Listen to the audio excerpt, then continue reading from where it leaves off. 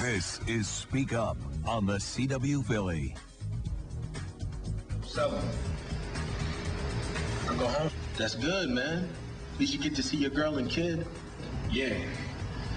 She wrote a letter telling me how she missed me and that she found God.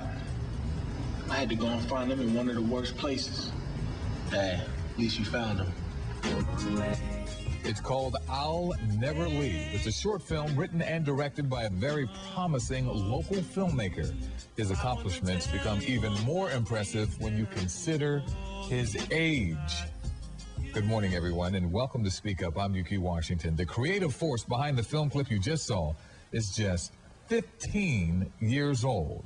His name is Ben Foster, and he's our special guest this morning. Ben, good to see you, my friend. Good to see you, too. Congratulations on all your success thus far. But first of all, when did you first know you wanted to be a filmmaker? It all started when I was a young boy. Around. Wait a minute, you're 15 now. Well, when you were younger. I'm getting older. It all started when I was about 8 years old. Saw my mom taking film classes. She kind of slowed down with it. And as I graduated to being 9 years old, I kind of pulled it away from her. So she started to slow down with it, and I just ran with it.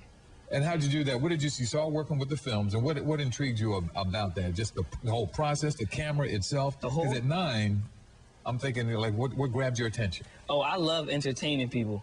Okay. So it's just like, if I do this, people will love me for entertaining them. Okay. So it's like, okay. So I got this whole story, right? I was in class, and the teacher was like, hey, let's write a story, and after we write the story, it can't have nothing to do with guns, drugs, or anything like that. All right. If it is, I'm going to rip it up. Okay. So I wrote a story, but it had guns in it. But the thing about it, it was the whole turning point in it. It was a message in the whole story. So she was like, let me read it. I was like, no, because you're going to rip it up. She was like, let me read it. No, because you're going to rip it up. And she was like, well, either you get detention or you let me see it. So you let her see it? No, I got detention because she was going to rip it up. Oh, my. But then as it all turned around, it comes out to realize that I got recognition from the mayor. That was my first movie I ever made. I got a trophy. I got an award. And she never came to the premiere. She didn't come to the premiere? No. Well, but you're going to show her some love later on, I'm sure. No doubt about it. Who are your favorite filmmakers and why? My favorite filmmakers would be John Singleton, Spike Lee, Have you met them yet? Yes, I met all three of them. What advice did they give you? Actually, John Singleton, I was like, hey, I want to be in a movie. He's like, hey, you should be in your own movies. You make movies. So ever since he told me that, I've been making my own movies. And, well, yeah, I always made my own movies. But I was putting myself in my own movies. Rather, I was a guy who's walking down the street beatboxing or whatever.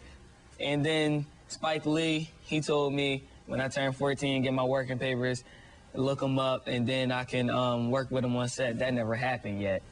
And well, he said it, though. You believe him. I'm sure he meant that. He's a bigger guy. Of course I believe him. Yes, indeed. And then Tim Green, he just worked with me. He's like another motivator in my life. Tells me the different do's and don'ts in filmmaking, the whole industry all together.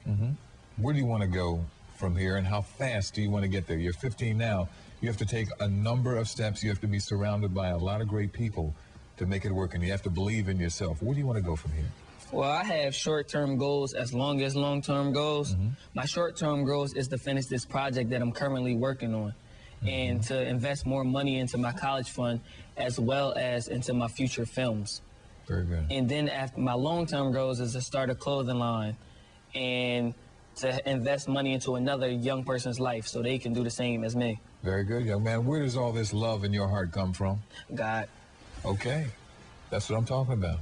Where can people see that film that we showed a little bit of clip of? Where can people see that? Well, actually, next Wednesday, the 26th, is going to be shown at the